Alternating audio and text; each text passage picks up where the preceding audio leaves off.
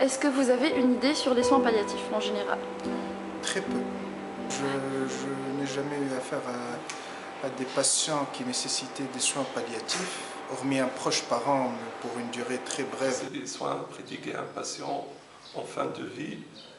C'est des soins quand il n'y a plus de thérapie, disons. Les soins palliatifs, c'est améliorer la qualité de vie pour les malades en fin de vie. C'est-à-dire, espoir curatif, le malade il ne souffre pas.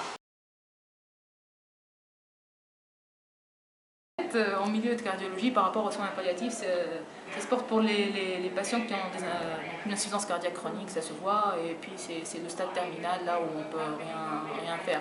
On est avec un traitement optimal, que ce soit médical, que ce soit autre, parce qu'il y a tout ce qui est... ils aiment les appeler les devices. Donc, mais à un moment donné, on se retrouve bloqué. C'est-à-dire Device, c'est tout ce qu'on peut implanter, les multisites, les DF et tout. Donc à un moment donné, on se retrouve bloqué avec un patient qui est en stade terminal, une dyspnée stade 4. À un moment donné, on se retrouve à traiter le patient par nos propos, en fait. On essaie d'alléger sa souffrance en lui disant bon, il faut accepter ça c'est la maladie. Mais sinon, il y a un algorithme qu'il faut suivre. À un moment donné, l'ordonnance se remplit et il n'y a plus rien à rajouter. Donc il faut essayer de éduquer la famille. Parfois, on est face à des sujets très jeunes, avec des cardiomyopathies dilatées, stade avancé. Parfois, c'est des cas familiaux, donc c'est comme un choc pour toute la famille. Et puis, personnellement, mon avis, c'est le même que pour tout le monde. On est bloqué. Pour commencer, je dirais que les soins palliatifs, ce n'est pas seulement pour soulager ou prévenir les douleurs physiques, mais c'est aussi une prise en charge psychologique. En fait, dépression et anxiété sont vues souvent chez les malades en phase terminale. Si je donne des pourcentages, je dirais que c'est 14% d'épisodes dépressifs majeurs. Et si on ajoute les dépressions moyennes avec la dysthymie, je dirais jusqu'à 44%. La dysthymie qui est... Oui, dysthymie, c'est-à-dire des troubles légers de l'humeur. Okay. Et le problème, c'est qu'ils sont souvent sous-diagnostiqués et, plus important, non traités en soins palliatifs. Je dirais que les patients ont besoin de beaucoup de compassion, de l'information, un soutien psychologique. Donc c'est très important d'avoir un apport psychiatrique aux patients qui sont en train de suivre. Oui. La plupart sont souvent dans leur chambre seuls, livrés à eux-mêmes, en face à la mort. Et ils ne trouvent pas souvent l'écoute nécessaire. Le soutien psychologique, ce n'est pas seulement pour les malades, mais aussi pour la famille et l'entourage. C'est très important. On oublie toujours ça lorsqu'on soigne les patients. Donc, autre chose de très important, je veux insister sur l'équipe soignante, parce que prendre en charge des malades en soins palliatifs, ça demande beaucoup d'endurance et des nerfs solides. Beaucoup de professionnels de la santé font des burn-out, à confronter la mort avec ses patients tous les jours. Plus ou moins toute l'équipe médicale.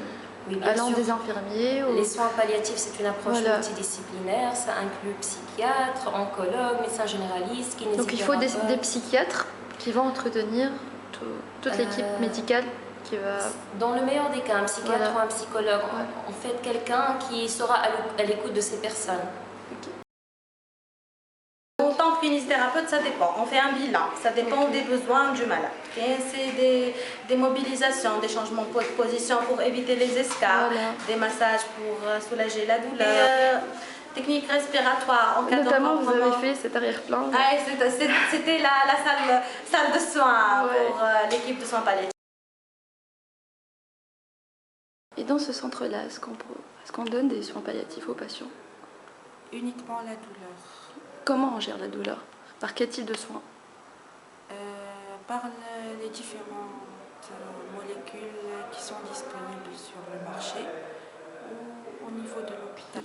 Pour le centre, là où je suis, on prend en charge en externe, c'est-à-dire on n'hospitalise pas les patients douloureux chroniques en fin de vie, côté douleur. Mais soins palliatifs, la douleur c'est une partie des soins palliatifs. Et les patients? On voit les patients cancéreux, surtout du service de pneumo, de l'Institut Salah Hazaïs, de partout. Quand il n'y a plus rien à faire, c'est comme ça qu'on présente ça aux familles, on envoie chez nous pour un traitement antidouleur. Moi, je dis toujours que, heureusement, on a la famille en Tunisie. C'est-à-dire la notion de famille existe encore. C'est primordial, c'est très important. C'est la dignité des patients, la dignité d'un être humain en fin de vie. C'est le plus important. Mais j'ai parlé de famille, nous, ça se fait et très bien par la famille, et à travers la famille qui essaye de faire le rôle de l'institution de santé. Il y a eu une petite expérience à l'Institut Salah Hazaïz avec le Dr Hendraïs qui a fait vraiment le soin palliatif en Angleterre. Et ça n'a pas duré longtemps, mais pour moi, il n'y a pas de soins palliatifs en Tunisie. Non, pas vraiment, puisqu'on n'a pas vraiment de soins palliatifs, à ce que je sache. Du moins, en psychiatrie, on n'a pas d'unité de soins palliatifs. Il devrait y avoir, parce que c'est très important de nos jours, l'accompagnement des malades en fin de vie. Des gens qui ont essayé de... Oui, et Salah Hazaïz, je pense qu'il y a eu un service de soins palliatifs qui n'existe plus. Et là, vous allez nous parler de cette expérience des unités de soins palliatifs ici. L'unité de soins palliatifs, c'était la première en Tunisie. On a eu des formations concernant le soin palliatif. Fait l'Institut Lehné avec une infirmière suédoise, Kit, et un médecin anglais, Steve Green. C'est une formation accélérée en 7 jours, mais tous les jours. Vous étiez les seuls en Tunisie Les seuls en Tunisie. C'était la première unité de soins palliatifs au Kimasmana. C'était la première au Maghreb. Vous avez essayé de former alors? On a formé d'autres personnels à l'intérieur. Tatawin, plusieurs séminaires. L'esprit soins palliatifs à l'intérieur. En fin de vie, c'est très difficile à gérer. Avec l'angoisse de mort. Les gens de malade, de la famille, l'état de panique. Ou ça l'acharnement, ça ici.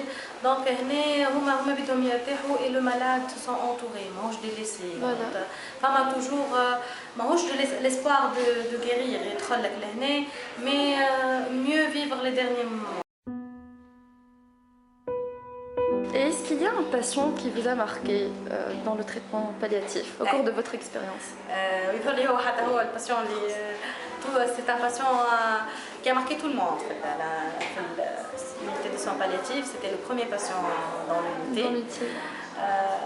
Il s'appelle Hichem, c'est un père de famille. Il avait quel âge? Il avait la quarantaine, 42, 43 ans. Il avait une tumeur cérébrale qui est sortie par l'œil. Il était vraiment défiguré par la tumeur, mais il était très très gentil. Il avait un radiocassette avec les cassettes d'Ontaco. Il appelle le personnel, chacun une chanson. Il y avait un Ta'amri, Sirt al-Hab, moi un Ta'amri. Il y avait Zainab, Sirt al-Hab. Donc quand on entendait la chanson, on savait que Hichem a besoin de nous. Il était en chaise roulante et il venait tous les matins prendre son café avec nous dans la salle de soins. Il était réceptif aux soins? Oui, très. En plus, il était très gentil. Il savait ce qu'il y avait parce que il y avait un neveu médecin en France, donc il était au courant de sa maladie. Mais il était très gentil. Je me rappelle du dernier moment qu'on a passé ensemble. J'ai fait la rééducation motrice, c'était un samedi. Je partais en vacances pour 2 jours, samedi, dimanche, avec ma famille. Il m'a dit de s'amuser, de faire de mon mieux pour soulager les tensions, parce que c'était ma première année dans l'unité. Je n'avais pas le droit à un congé. Donc le week-end, c'était le soulagement des tensions. Donc le lundi, je suis venue, j'ai trouvé son lit vide. Donc c'était vraiment pour moi le cauchemar. Mais Allah, c'était... Ça vous a marqué en tout cas? Oui.